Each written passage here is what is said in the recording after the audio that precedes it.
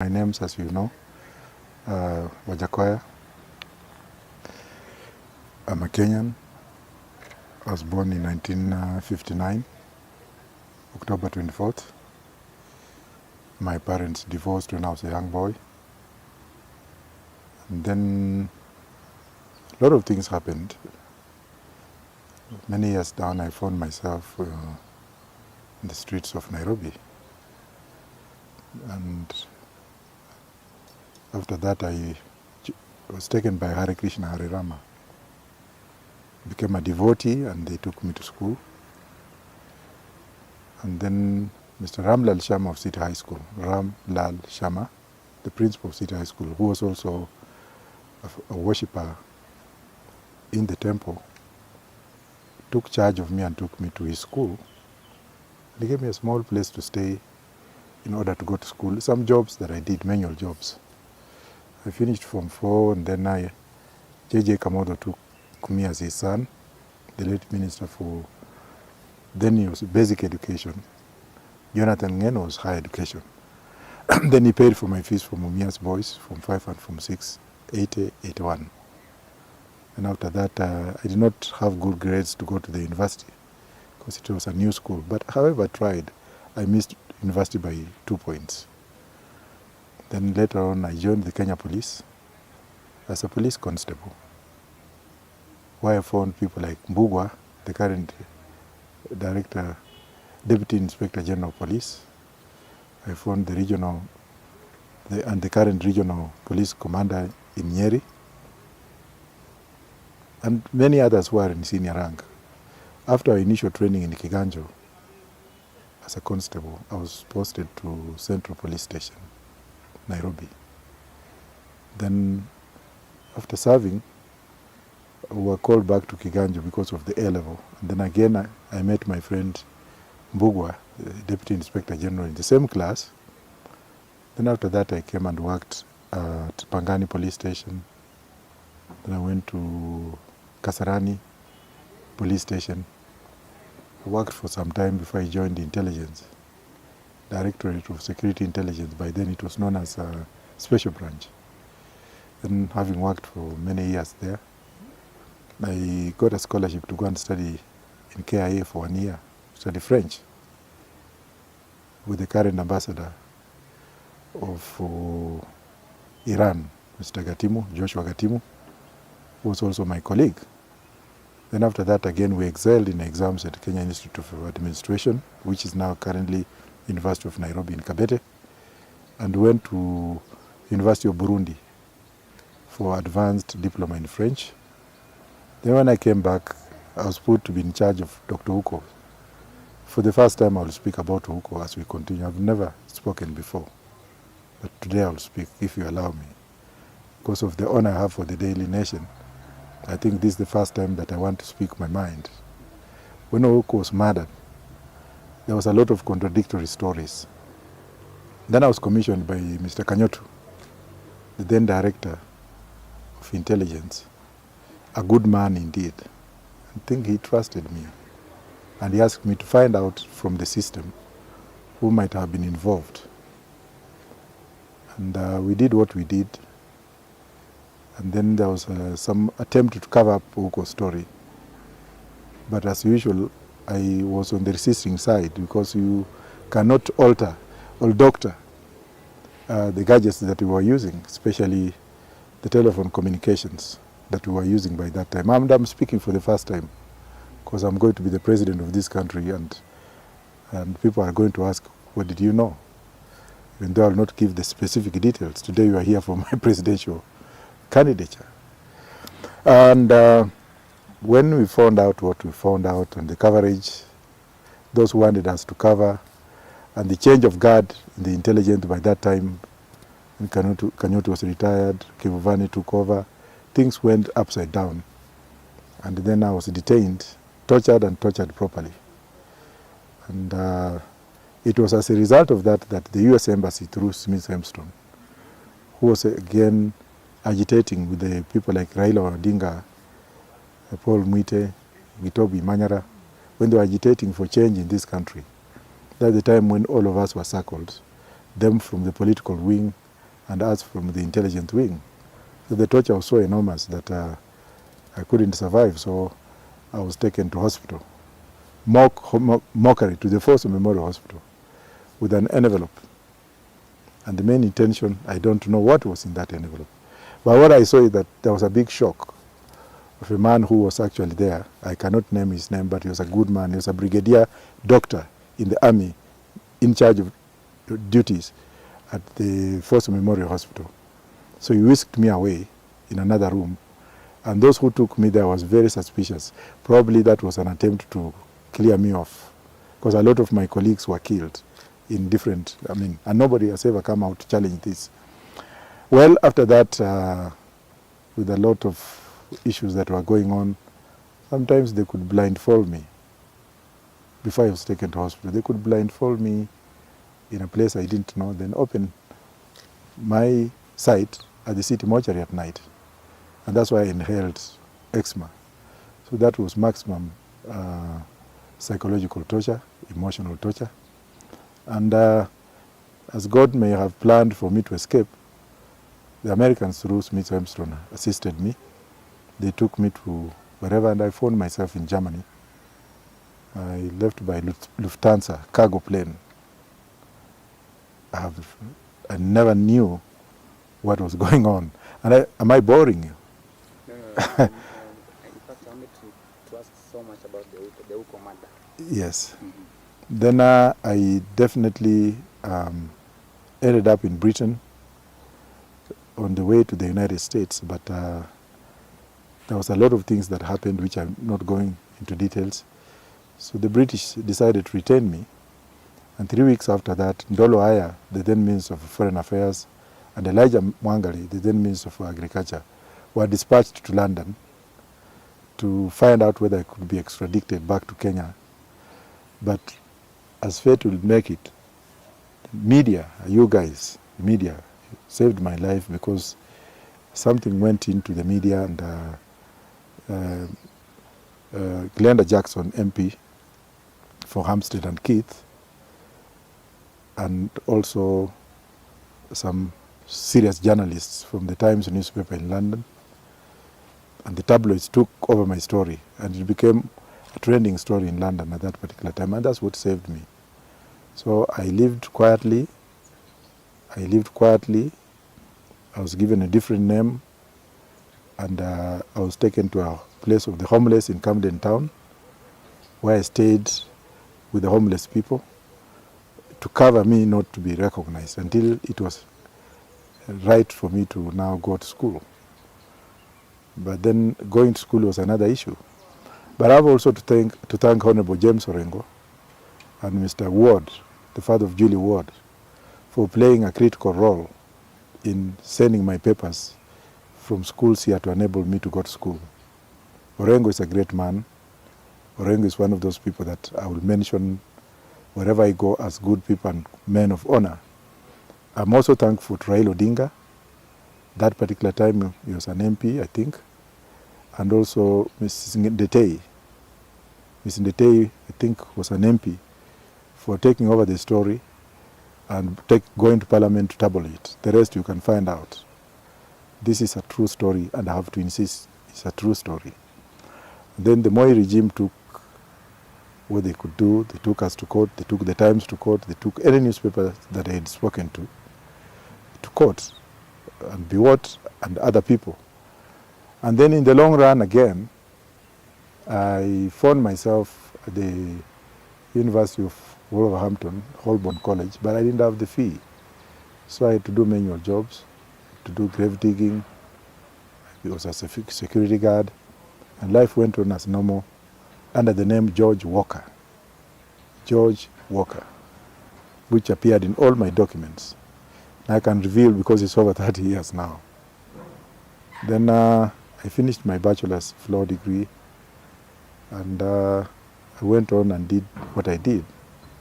Went to many universities, became an academic, became a foot soldier for Raila's father, Jaramogi Oginga Odinga, when he came to be treated for his eyes, when he was being treated by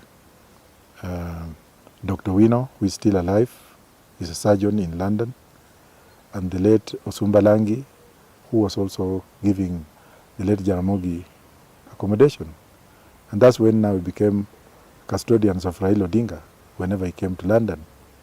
Sir David Steele, who is now Lord Steele, who was the leader for Liberal Democrats, actually made a ring for us to follow Raila, to make sure that he was not attacked, even though the British government was also doing its work, as we were careful with him wherever Kenyans gatherings were. So Raila owes me a lot, and I respect him a lot on that one. After that, I became a lawyer, raised my family, and I received a lot of threats in London, which I'm not going to go in details. The case of Dr. Uko is still in court, couldn't go beyond what is in court, and I knew you were going to ask me that. I will preempt you in advance. So that's where we go as far as that is concerned. American, she works in the US, where she stays now, and I'm here. How many? I don't want to name. Probably when I die there will be more, so I'll be doing a disservice.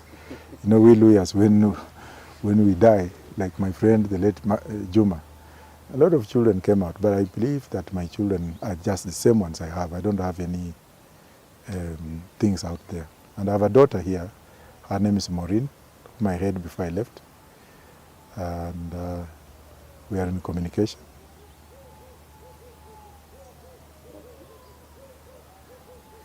For such a long time you were Exile for so many years, how many? from 1991 you can count, until 2012 when I came back. While in exile, I joined the pressure groups to put pressure on Kenya. And when I was a student leader at the University of London, School of Oriental and African Studies, I invited the likes of Dennis Akumu, the late Dr. Liki, Koigi Wamwere, and we put a lot of pressure on Moi. So we fought for the second liberation.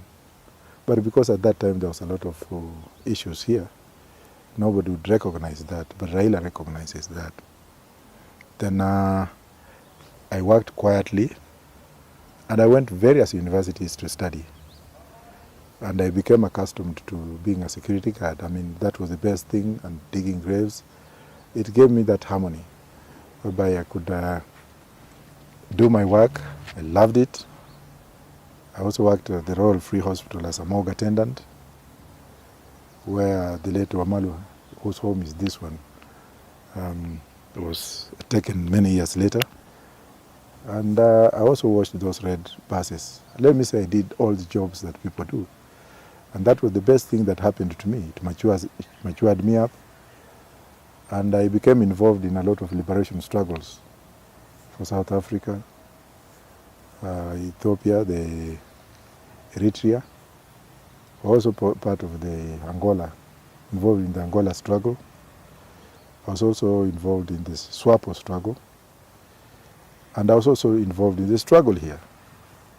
Wanted to bring up change by force, by teeth, by arms. We did what we wanted to do, to bring justice. While the groups of Railas were fighting here, us with others were fighting from outside. And we were prepared to do whatever it could take to bring down the then dictatorial government. And that became something that has helped me to earn a lot of marks with world leaders who are struggling. We were also part of the Joe Rawlings group, pressure group. We did a lot of things in West Africa, which I'm not going to divulge. And we've done a lot of things in East Timor. We were part of the support group, supporting the Timorians to become independent from Indonesia by contributing money, so getting money and contributing. We have also done quite a lot of things in this Africa, the countries that I'm not going to mention. But when I became a practitioner, a legal practitioner, the crusade now changed from armed struggle, because I was agitating for overthrow of some regimes in different parts of the world. Then I joined Sub-Commandant Marcos to liberate the Chiapas from Mexico.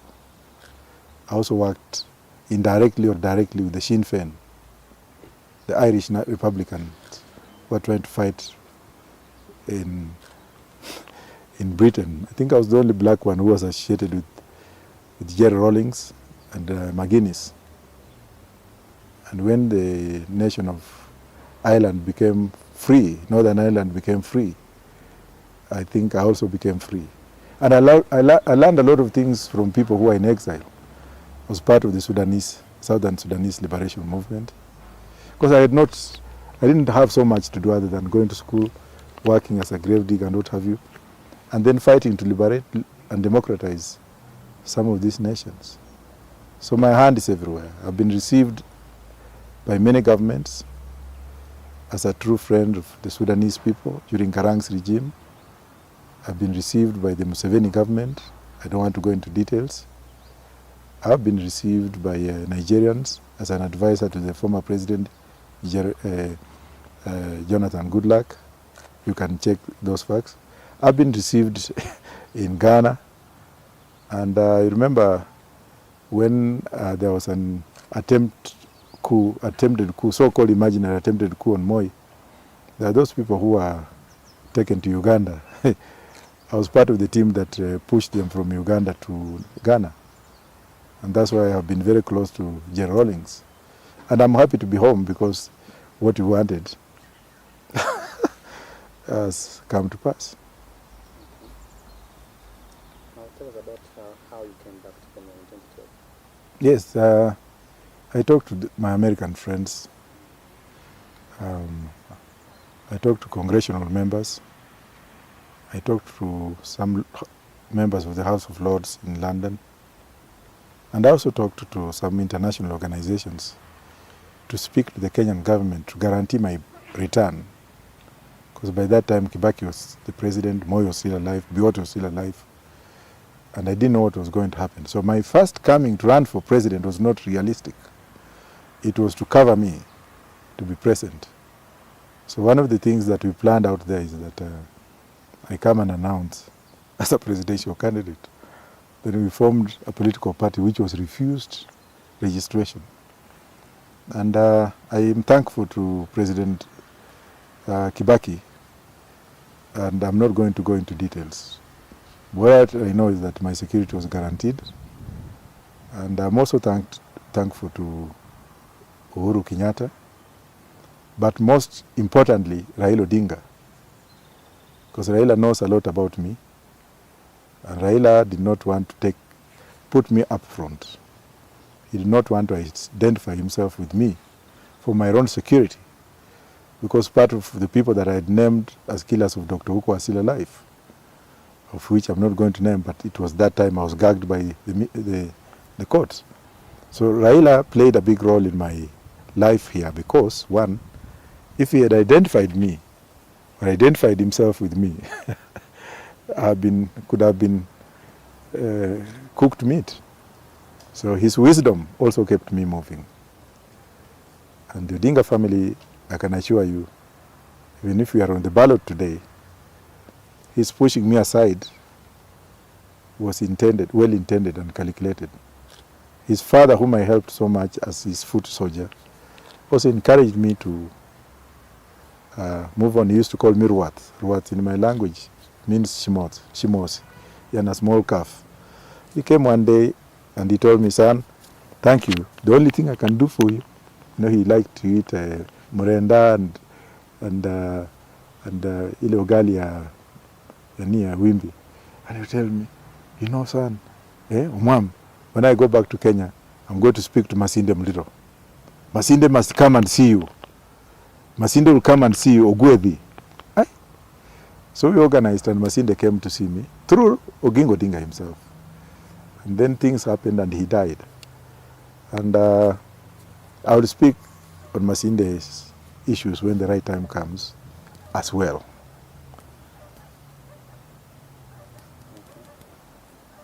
So you're still in... They are the remnants of the mentors. Of course they are there, but majority of them have died. Bad luck. I have nothing to do with their death. Some of them just died when I'm still alive. And What can I say? Unfortunately, they died when I had returned. Could you mind naming some of those who have died? No, I cannot, as I said before. Okay. When you assume presidency, will you revenge on the remnants? We shall decide to do when we arrive there. Okay. So what does that mean? Well, let's wait until I become the president, then you'll see what I have in my boot. I can't reveal because I don't know whether I will win or not. Okay. Now that you have stayed outside the country for so long, what's your allegiance? My allegiance is to God only and God. Okay. As an immigration lawyer, what's your view on Miguna? Miguna is my client, and I wouldn't say anything. He's my client. Okay. Yes, in power, would you bring him back? I'll bring him to swear me. Okay. Because he's my potential Chief Justice.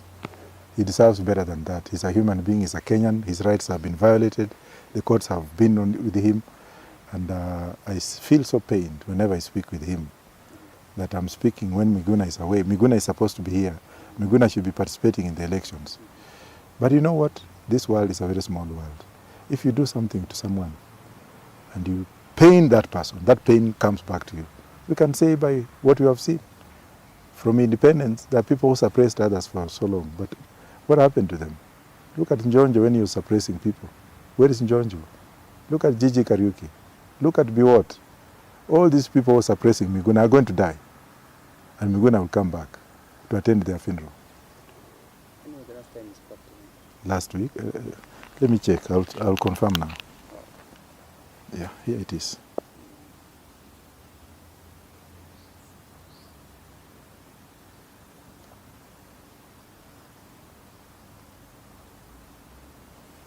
You can see, even Saturday, I sent him this, and I even sent him an invitation to come for my inauguration, thinking that God will bring him. And then on Friday, that was on Friday. Now, here is communication. Where is it? When he said, Omwami, yeah, here. On Friday, 28th January, yeah, hello, it is 10:45 a.m. here. I've just called you, but there was no answer. That's Miguna calling me. Oh, yeah. And then I responded, just returned from Lamu to Mombasa. I had left my phone deliberately, and I think you know why. We can talk. So we talk. Do anything. Maybe you could have asked me whether I've stolen, whether I've been involved in corruption, or caused any scandals. My answer to you is that I've not done that. Number two, I don't want to speak for myself, but you can research. Yes. And I don't want to justify why. Because I'm a Kenyan, sane, and within the limits of Constitution. And then I don't want to say those that have helped because I'll be bragging. But I cannot say what have I done. You have seen what I've told you. You have heard what I've told you that I was doing in London. Doesn't that just be enough? I thought you would add some. No. No. I don't want to speculate or to lie to the Kenyans. Because a lot of people come up and say, I want to be the president, I feel I'm fit. Let the people themselves decide by I talking to them and them listening to me and them making the judgment. But I'm not going to stand here and start just stamping, I'm educated, I'm a lawyer. That's nonsense. I'm just that common person who is a grave digger, who is trying to make a living and justifying that I have a right also as any other Kenyan to join the process.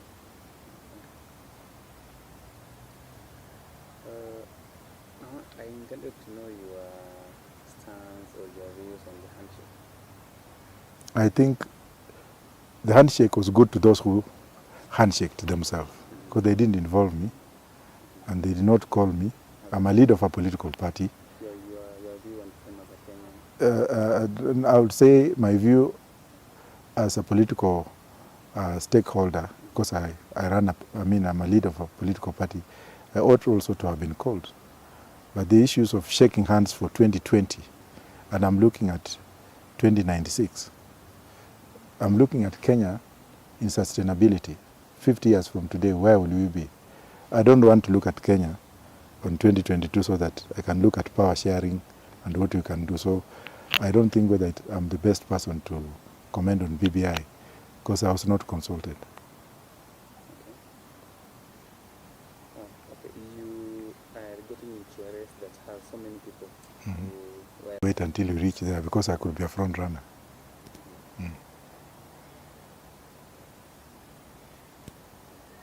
Again, you intend to vie on the Roots Party? I'm vying on the Roots Party. Okay. How far and wide is it? How? Well, I cannot also say because I don't have a yardstick to measure how many people know it. I just had my NDC on Saturday, and I had 128 delegates from 47 counties, 128 here in Nairobi. So what are your manifestos? Weed. Number one on my manifesto is we have accumulated a lot of debt in this country and people are just playing.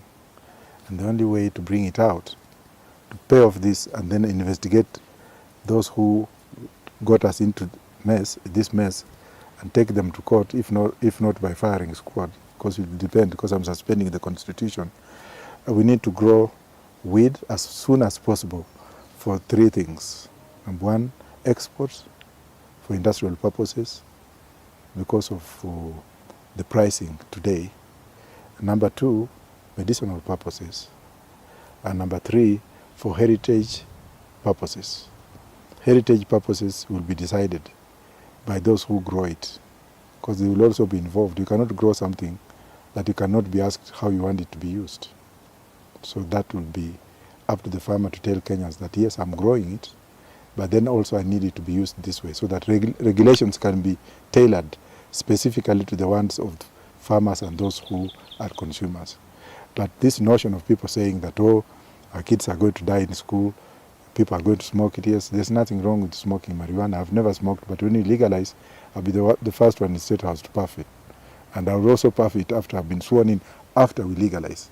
Now, one thing is this, we have cigarettes. Mr. Morris, what is the other name? Morris, the biggest manufacturers of cigarettes in the world, have been fined so many times in international courts for violating international health conditions. They have come up to re-advertise cigarettes, in that when you buy a cigarette today and you read on the package, it gives you the line of your death. They say if you smoke me this much, you're going to get cancer and you'll die. If you look at the products that are manufactured from ganja, allow me to make reference, you'll find out that the purpose of this is they're used for the healing of the nation. Healing of the nation. Jamaica has used it very successfully to heal the nation. Have you heard that Jamaica has mad people? Have you heard that Jamaica has buried many people have died of marijuana? Let us not be carried away with the smoking aspects of marijuana. Let us concentrate on the economic and commercial value.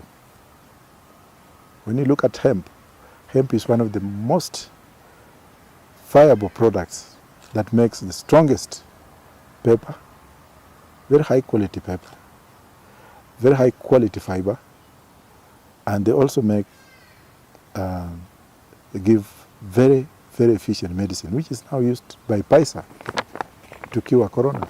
And that's why PISA in 2020, they bought up a cannibalist company for $670 million US dollars, I think billion of US dollars, that they could stabilize the community by manufacturing a drug that was viable. If you look at America, for example, today, they are doing away with painkillers. The states that have legalized marijuana have been given an option to do it for medicinal purposes. We don't have a lot of lunatics like we had before, and this in accordance with scientific research. All you need to do is go in the shop, get it prescribed for you, and then smoke it. That's number one. Number two, most of multinational corporations in New York now are opening up smoking hours for their employees, in that employees now can go and smoke marijuana in designated areas. There is also precautions that have been taken in the US whereby people in particular trade are not allowed to smoke marijuana while on duty, pilots and people in transportation businesses. But that's not what I'm looking at. What I'm looking at is the commercial importance of this industrial manufacturing that includes ropes, textiles, clothing, shoes. And the best part of it is that it's a natural solution for soil replenishment and decontamination. Where marijuana is grown, it doesn't need manure. It's grown in such a way that it grows itself. It's a God's plant. It's a plant that cures the environment. But when a white man came, what he did was very bad. Well, he found out that green gold would make African countries to prosper. They had to put a note on it and say, this is bad for your health, this is not right, this is repugnant. And the late Professor Okoth Ogendo would turn into his grave when he hears the words that I'm saying today. Repugnancy clauses were put in that those who associate themselves with marijuana are evil. My great-grandfather, Luchiri, whom I'm named after, lived for 110 years. He had 50 wives, and he never went to hospital. And if you look at his sons, including my grandfather, they lived for a very long time because they used to use it. Now, in our community today, you find out that 90% of our people here smoke marijuana indirectly. But what is intriguing is the debt we get every day. We borrow 2 billion shillings every day. The Chinese have come in this country and they're taking over Africa like hell. The debt that the Chinese has given us, it will take us 100 years to pay. And if you look at the kids who will be born tomorrow or day after tomorrow, they will be born in debt. The collateral that the Chinese have been given will take over this country. This has given the Chinese free will to do what they want in this country. They walk freely, they don't speak our language, they even discriminate our children, discriminate us in their restaurants, and then they put a small rail, a small tin, a small line, a small metal from Mombasa to Naivasha to put up indigenous Kenyans businesses like transportation, where the issue of monopoly comes in. I'm going to pay off the Chinese in a very short time because one sack of bananas, another one of fish, another sack of vegetables, and a sack of ganja. Which one is of more value? If you look at ganja, one sack is about $3.4 million US.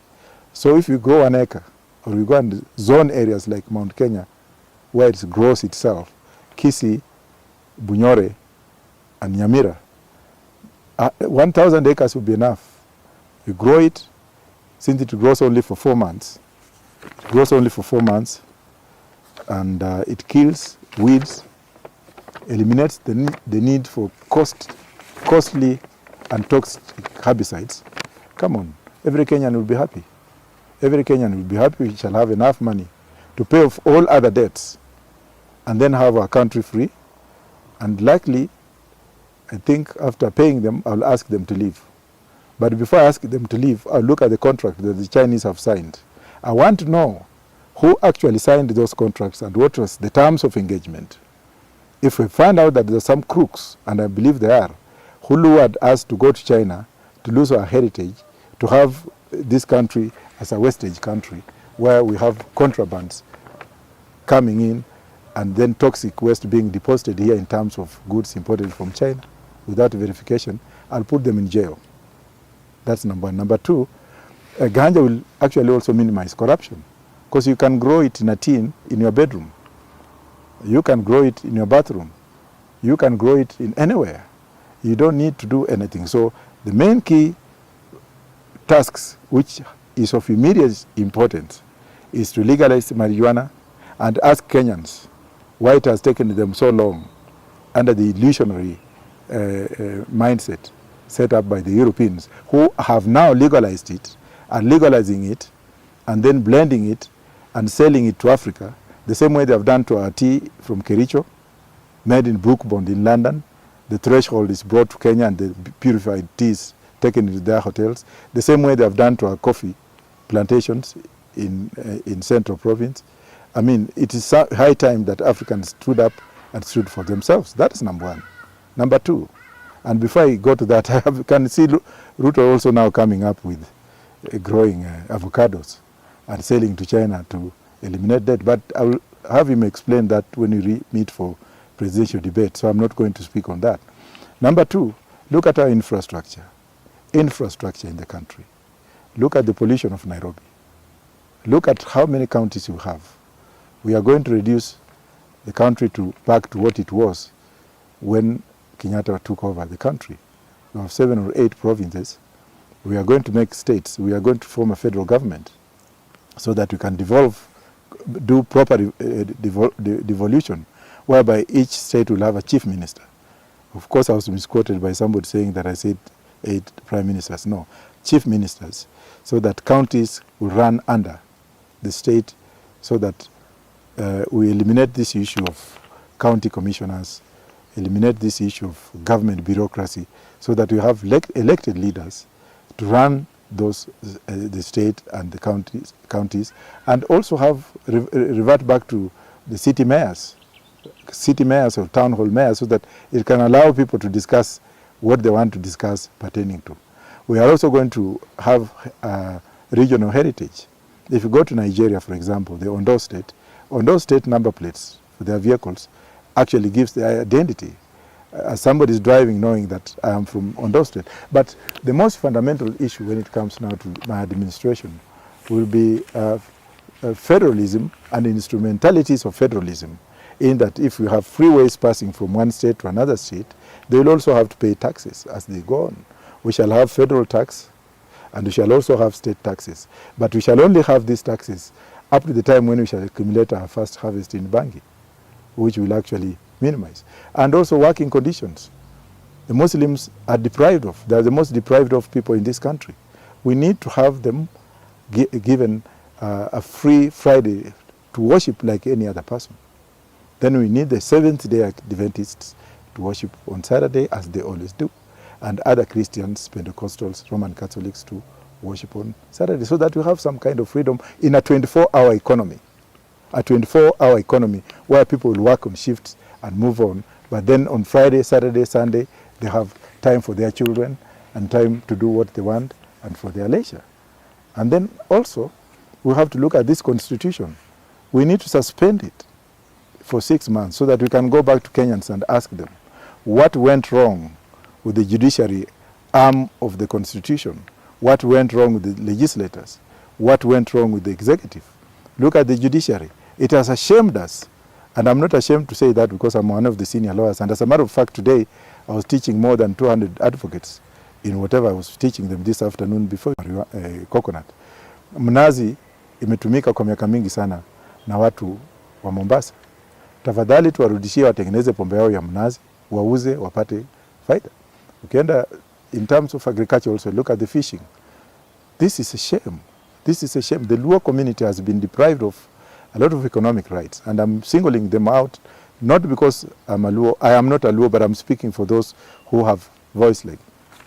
Why would we have a fish processing plant in Thika on fish that has been mined from Lake Victoria? And then after processing is when it's taken back to Luoland to be sold at an exorbitant price. For God's sake, why? That's a question somebody needs to answer. Which means that when it comes to fish farming, we shall have an inclusive policy, cooperative societies, and we shall have enough money from marijuana to empower fishermen to do what they have to do at the lake, at the source. Number two, we have indigenous lands that grow some very excellent rosadiac treatment roots.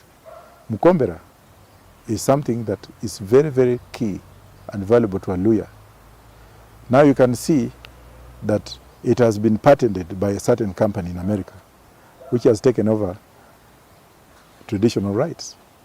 If you come to infrastructure, let us go to states and ask the states to do to debate on what they want to be done in those regions. Tourism industry is what makes us to move on after agriculture. Are we taking care of our animals, or are we extinguishing them and taking land away from the indigenous places where animals can move freely? How much do we get from that, and how do we account for it? Nobody's telling us how much revenue we got from tourism last year. So that's why I want to empower states like Rift Valley, for example. We've been in charge of Rift Valley resources, in that whatever is mined from or whatever is harvested from a region has to be debated in parliament or in state parliament, so that the people themselves decide how much do we give to a federal government instead of the status quo. Like currently now, what normally happens is that money is harvested from counties are taken to the central government, to the treasury. For the treasury now to count how much to give back. Let us give money proportionate by empowering those who actually are the main beneficiaries to have a say as to why they want to develop themselves and develop their own budget. Let it go small to the federal government, and if federal government wants to actually raise funds, let them come up with a regime of double taxation. They can have foreign federal funds because of instrumentalities of commerce, whereby goods moving from one county to another county, if from one state to another state, in that case in my government, let the state tax federal line of engagement, instrumentalities of commerce, and let also the federal government also tax. And that's the only way that they will be able to raise their funds. Now, when it comes to manufacturing and middle-class economy, which we are going to create, let us look at the tax rebate.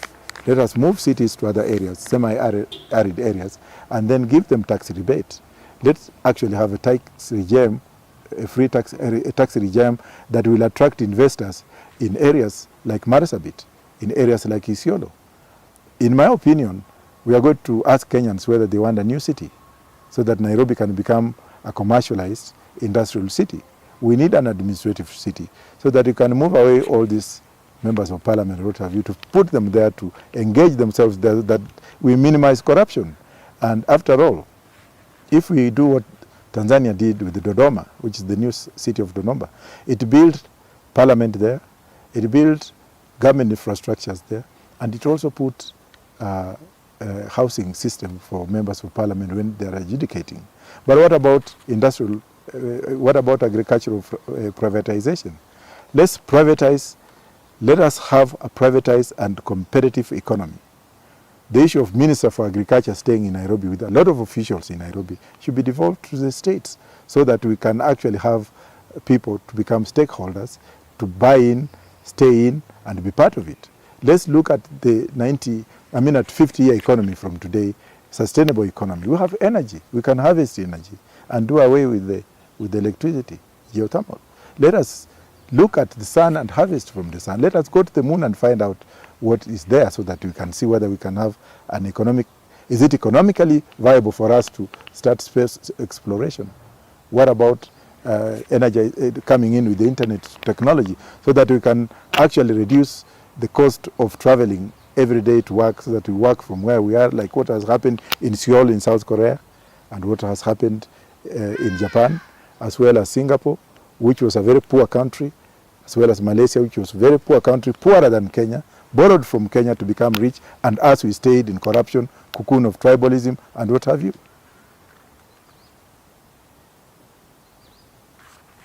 Regime, thinking like an Englishman. And look at the security forces in this country. Look at the police. The police are the most deprived of human beings in this country. It is planned for them. They are not asked to consent to what is being planned for them. The Constitution is very clear. Stakeholder engagement is part of our Constitution.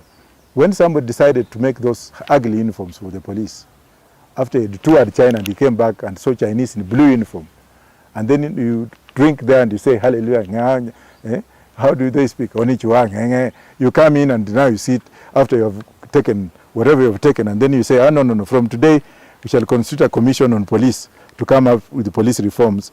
And then part of what you have brought from China is a Chinese uniform, making our policemen look like whatever. And then you come up and you also say that policemen now can go and stay in estates. You don't give them enough remuneration. What can 15,000 do as house allowance for a police officer in Nairobi? Look at the guy who died, one of the officers who died who was murdered recently from the Ruto's team, the police officer who was actually guarding Ruto. Why was he murdered? In a bed seat, because he couldn't afford. And he was a sergeant in that case. If you get a sergeant in Britain, he stays like a king. That's why we're going to have equity for the police. You leave Kiganjo, you are given a loan to buy a house to settle your family, or if you choose to buy a piece of land to settle your family, so that you can have morale to serve the nation. Not you now being transferred from Masai Mara, I don't know, to Elwak police station in Garissa or in Northeastern or in Mandera, without and then uprooting your family with you all the time wherever you go. And then when you come back, especially when you have been transferred from hardship area to Nairobi, you are not given a grace period to actually relax, like what happened in the army. What happens in the army? You come in from Mandera tomorrow, you rest for 2 days, tomorrow you are told go to work. You have not had that time to adjust. And that's why you see a lot of things happening in the police. And then people say, police siku hizi wanajishutu wenyewe. Let us find out. Let us find out the treatment to the police. Let's have counseling services for the police.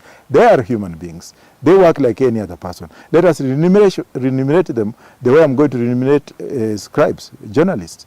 Journalists are the least paid. There are many. It's a profession which is the fourth estate in this country. But guess what? The media monopoly by a few individuals who own almost everything. I'm going to cut down on that so that journalists will become stakeholders wherever they will be working, to have that ownership in them. The scribes are the poorest in the whole country. And now politicians have taken advantage of that, knowing that, oh, no. Like you have come to cover me today. Then when you finish, I give you money. That's corruption. But I can give you goodwill if I want to.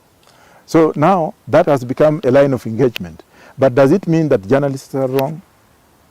If somebody gives you money, will you refuse?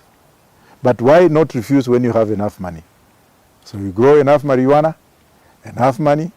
Journalists, if they will not be made to be part of the stakeholders in those media companies, I'll give them money to start their own media companies. I'll give them interest-free loans. Go and start your own. Be proud. Be an independent entrepreneur. Don't be used by these politicians. They will use you and dump you, and then you go home staying in Kawangware, or what is it, Umoja, those sides, those pigeon homes. Yet you are a man of profession who has gone to the university, can't even afford to pay your own help loan, which you have taken. And I will rub off the help loans for students when we get enough money from selling our wheat, making our country free.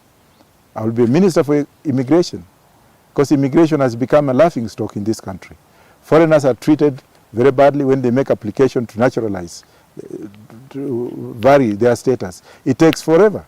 I'm dealing with the cases here in my office, where people who applied for citizenship 8 years ago have not even found out where their soul is. Because when applications go to the immigration, they are not told of the procedure. They are not assured on when to come back or when their matters will be resolved. Sometimes they are told, oh, it went to the intelligence. I will remove the intelligence from the immigration. I'll want systems that work, where foreigners, when they come in this country to invest, let them invest with the conditions that can make them spur the economy.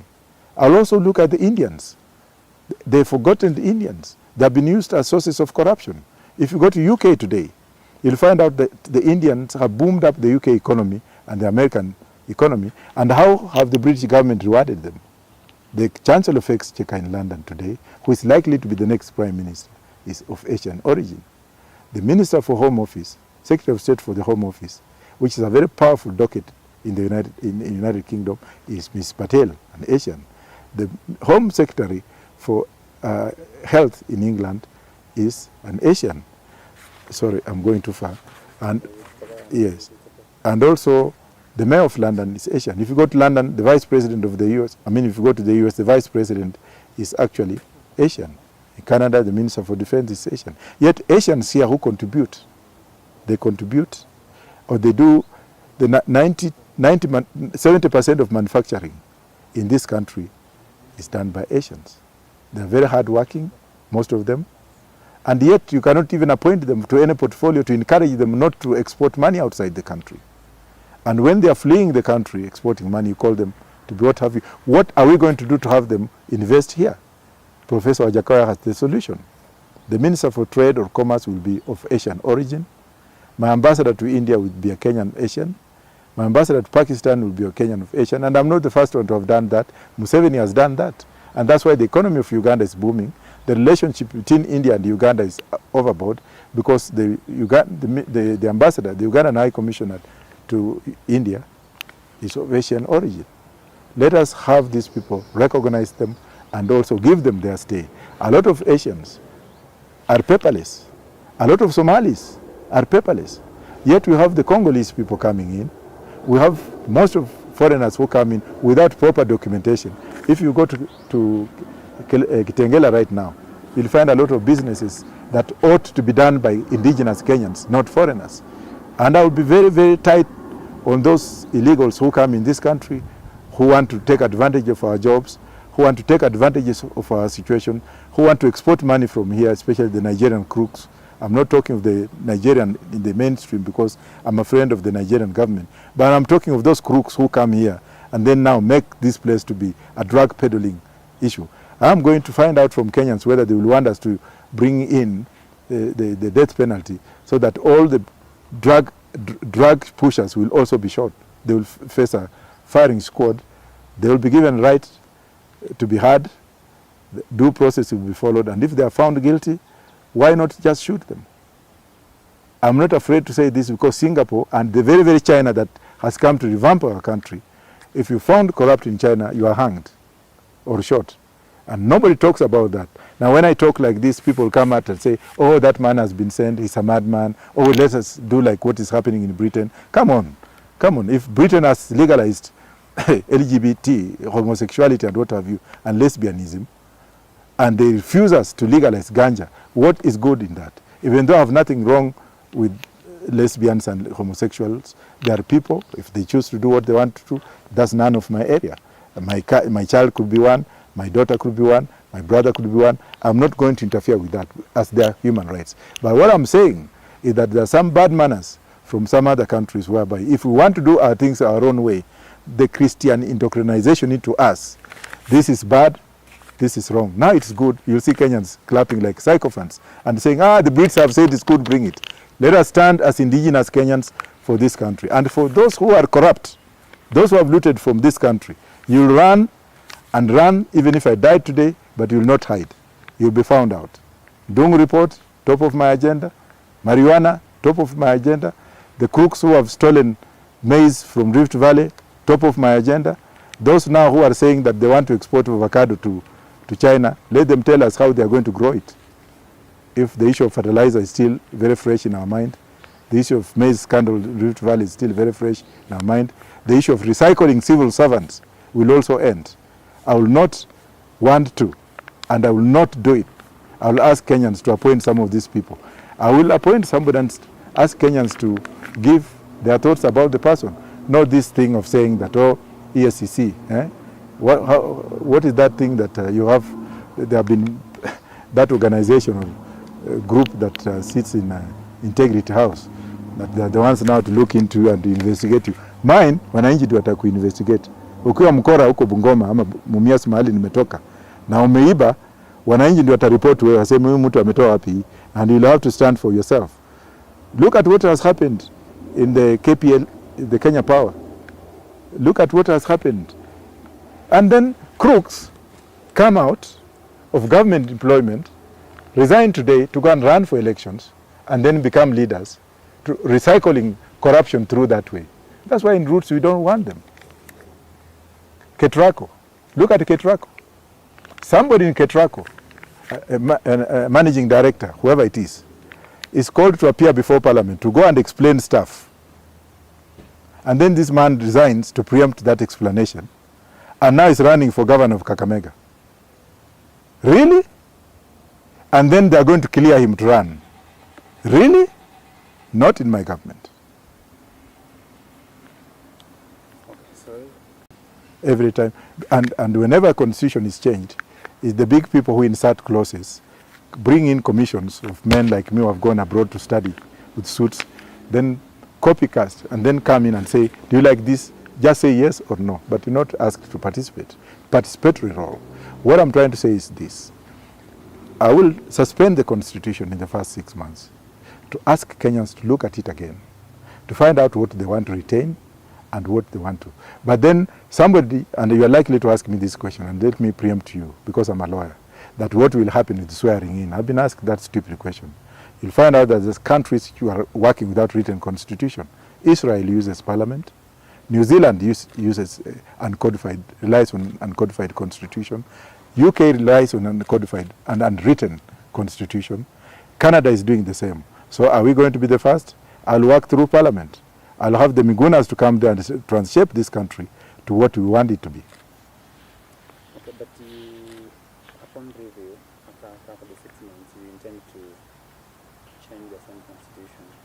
Yes. Again, I don't intend to change it. It's the Kenyans who will review and change what they want and what they don't want. The very Kenyans who are fatigued. They could be fatigued, but if they are fatigued because corruption is going to end and money is going to come in through plantation of marijuana, they will do it.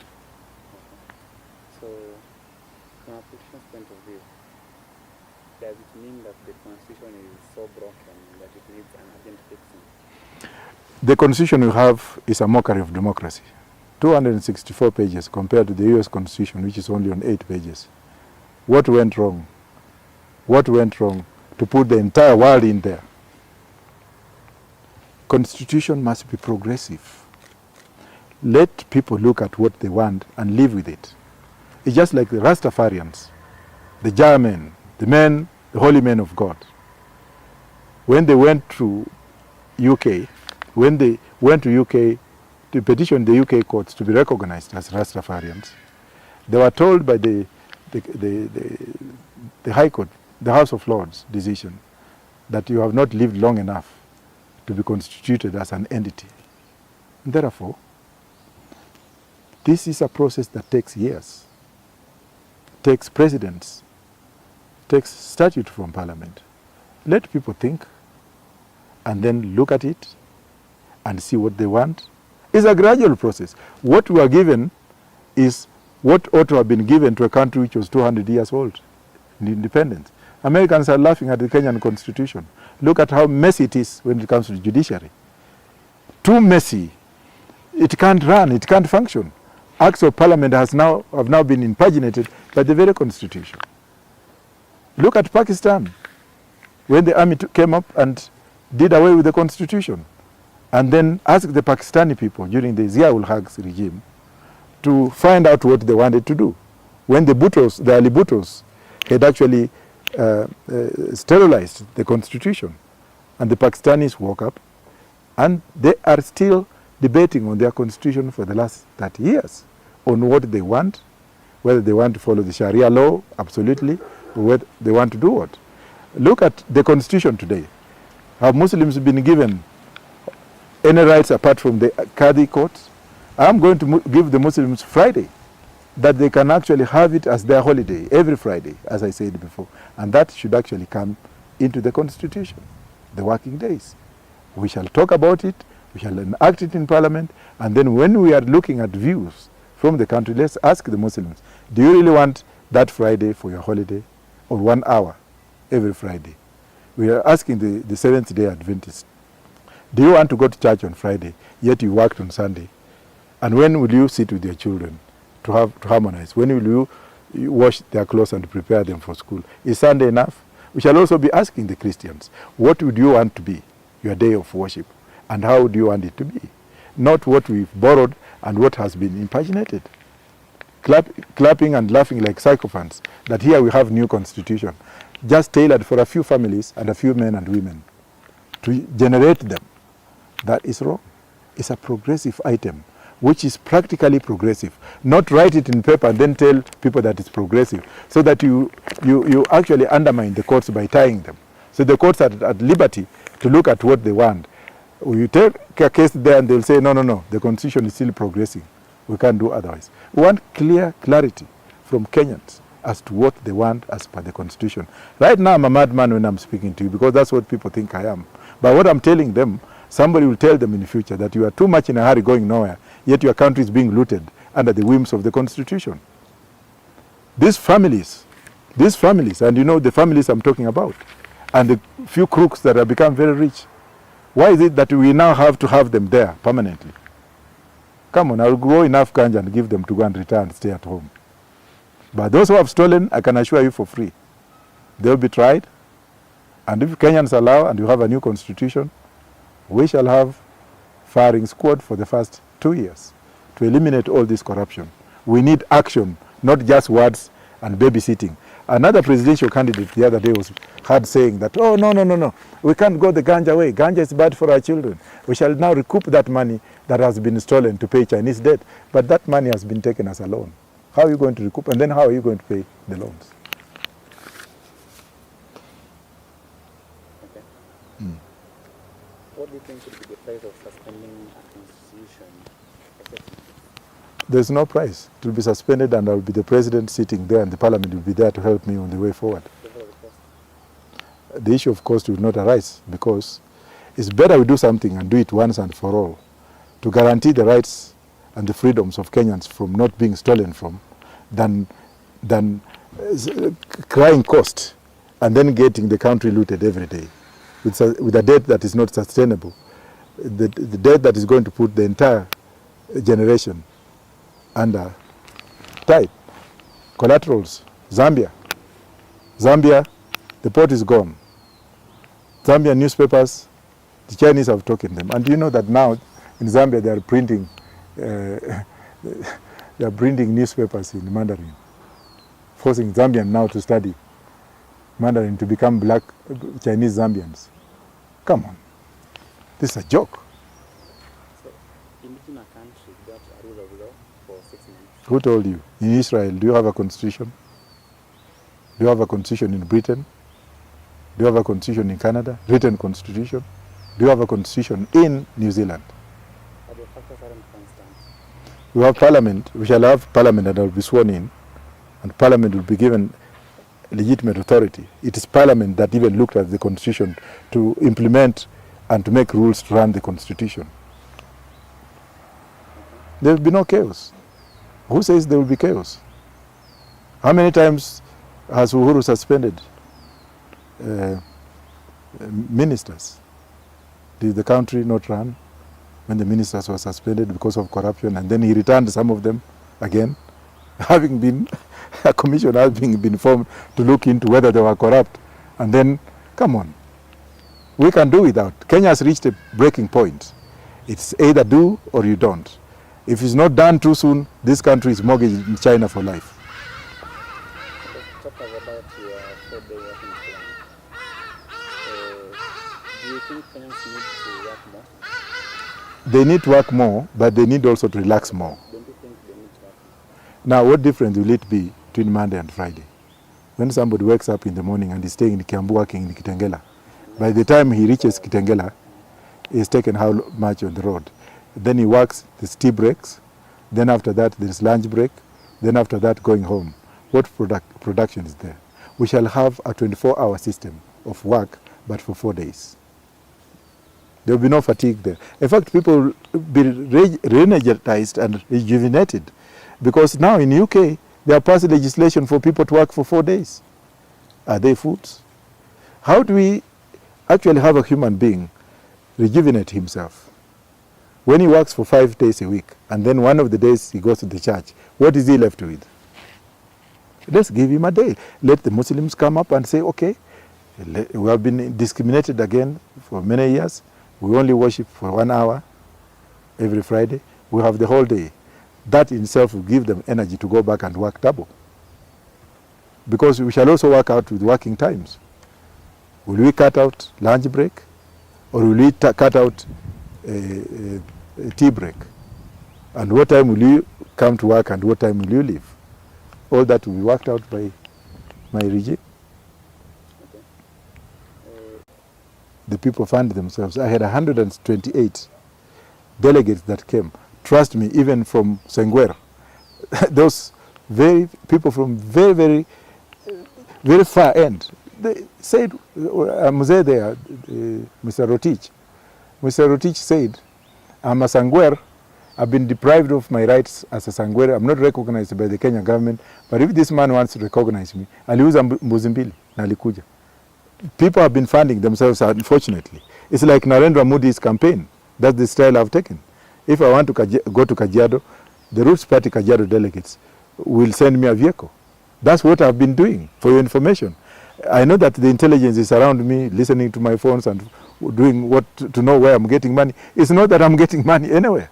I'm telling you that the Roots Party members and sympathizers, and especially the young people, they are over the moon. Like I've been, I was invited in Mombasa the other day, and somebody paid for my airfare. He said, come, and I'll give you a free hotel to stay, because they're excited. So I'm doing the Narendra Modi style, which I'm not going to go into details. Okay, so then in a layman's language, what's your source of income? I'm a lawyer. You've seen my office. I have a law firm here. I'm also a lawyer in UK and the US. And I've worked for many years because I'm 62 years. Mm. So, again, what are you doing to reach out to the electorate? That's really in me. That's why that's why my party is actually registered in 28 counties. And I've done a lot which I'm not going to speak on camera as to how I reach them. Those whom want to vie against the whip on the trail, if they move in convoys traversing the country, so are you doing that? Well, I don't necessarily need what they are doing. Otherwise, I'll be recycling myself like them. Okay, so I have been doing, not that what will I be doing. For the last 2 years, I've been out there talking to the people individually, groups of people, and what have you, and I'm not going to. I speak issues. I don't go to thump my chest and have small kids coming and dancing, and then going to dance there. Then after that, you are not telling me where you got the money from. I'm looking at them and laughing. And trust me, out of the two, and myself and others, only one will be a president. And then we shall have to ask for accountability. Some of those guys have stolen money. Some of them are government projects. Some of them are using government machinery. What do you want me to do? To be like them? I will not. I'm asking Kenyans, I'm talking to Kenyans, who, if you look at the internet, you can see a lot of Kenyans around the world rejoicing, and around in ghettos and what have you, rejoicing and forming their own songs, and they send me those things, and I'm like, are these decoys? Having been in the intelligence, I look at things twice, not only once. I'm never excited. I have to look at something twice to find out where the source is. So maybe that experience also in me is helping me reach out. Where did the 128 delegates come from? In the launching that I did in Nairobi the other day, they came from the entire country. I have my system, which is working for me. And the media is also good, but it can also be destructive, so let me not rejoice. But I can thank you also for making me reach out. So then, would you mind sharing your campaign plans? Not at all. You had it.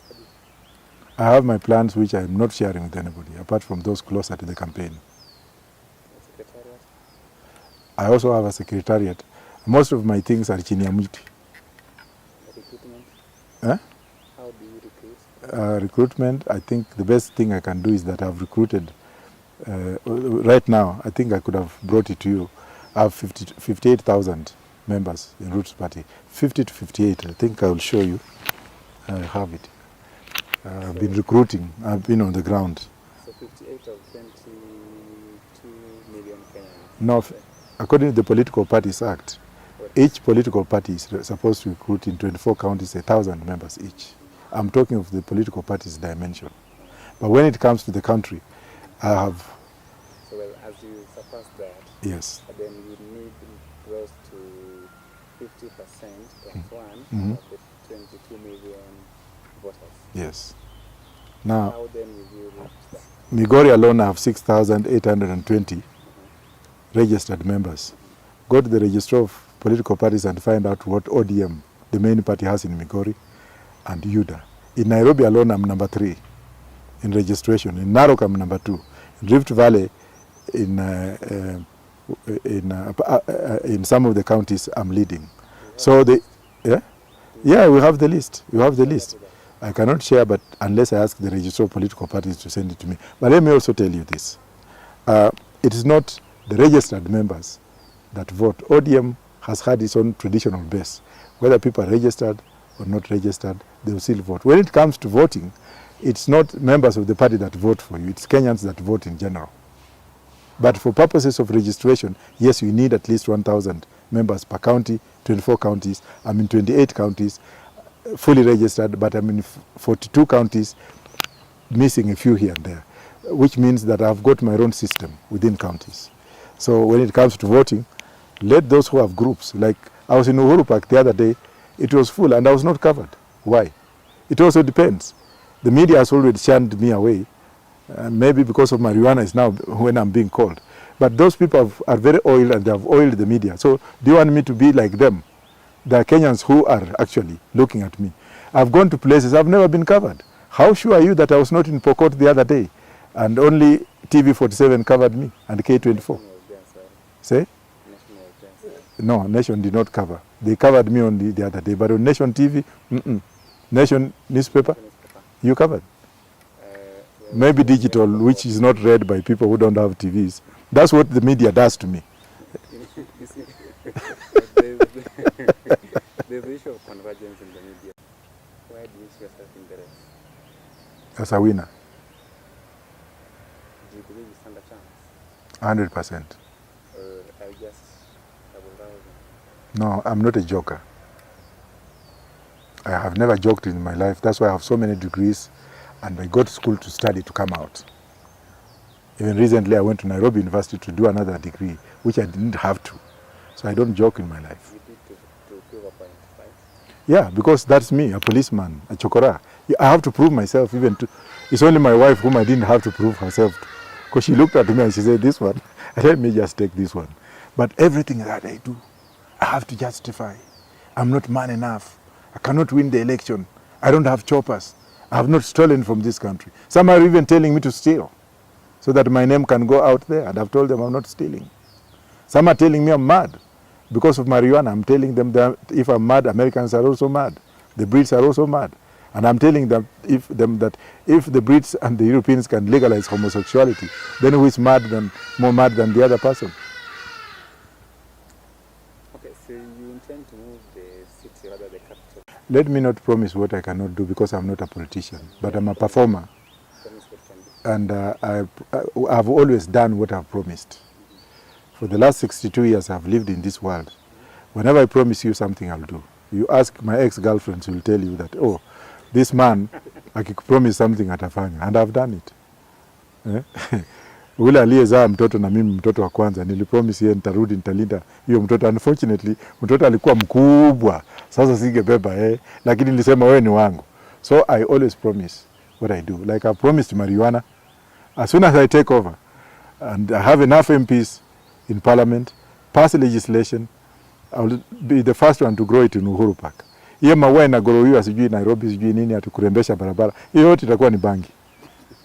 Ndio ukikimbia usibuhi unafuna kidogo ukienda mahali unaenda. Kwende huko kabisa.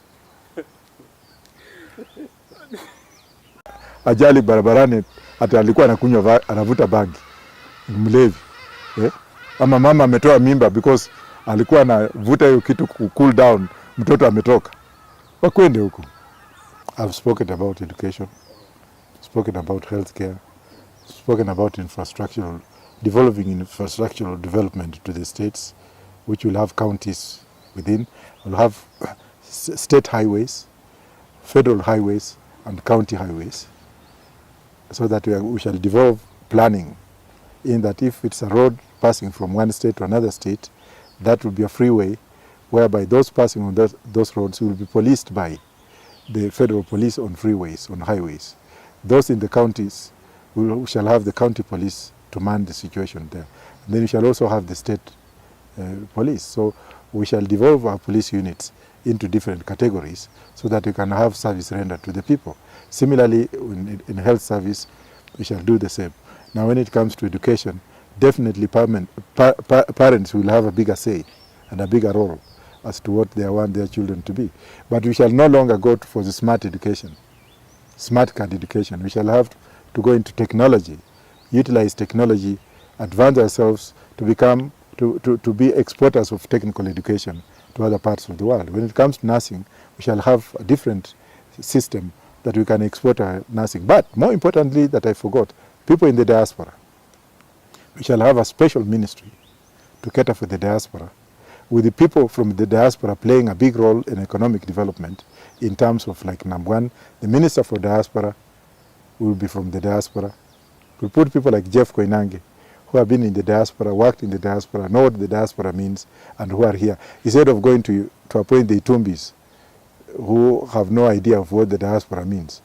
I will have also people from the diaspora to chart their ways forward, to give them tax rebate, invest in Kenya for the first 5 years, do not pay taxes, but if you can guarantee employment, you can guarantee certain investments. And I would also like international corporations who come from specific countries to at least include 3 Kenyans from those countries who are actually living in the diaspora, who are experts in that area of economic development, so that we can develop our country with our own people from outside, so that we can encourage them to participate. And above also, the new constitution, in my opinion, should include any Kenyan born, a Kenyan born outside, or a Kenyan who has been given dual nationality, will be fit to run for president. On the constitution, allowing the diasporas to participate in the elections fully up to the president. Because right now they're, well, I have not read those things, but I've seen some of them for willing Kenyans now to write things for me, and if they're writing things for me, it's okay. But they have not come to me to apart from writing what I've said on the press. Okay. I have not given a list outside, so there's no need to verify what I have not given. You know, there's a lot of propagandas and people write what they want, but who cares? Maybe it's for a confirmation. No, I'm not confirming what has not come from my office, because anything that might have gone out has not gone out yet. Okay. So why would I verify what has not gone out? Are you holding too much until it's very late and the bad things with so much information? No. I'm doing what I'm doing, and I'm releasing what I'm releasing, which is for public consumption. How about the face? Because you see the face of everything to the public. No, that's my secret.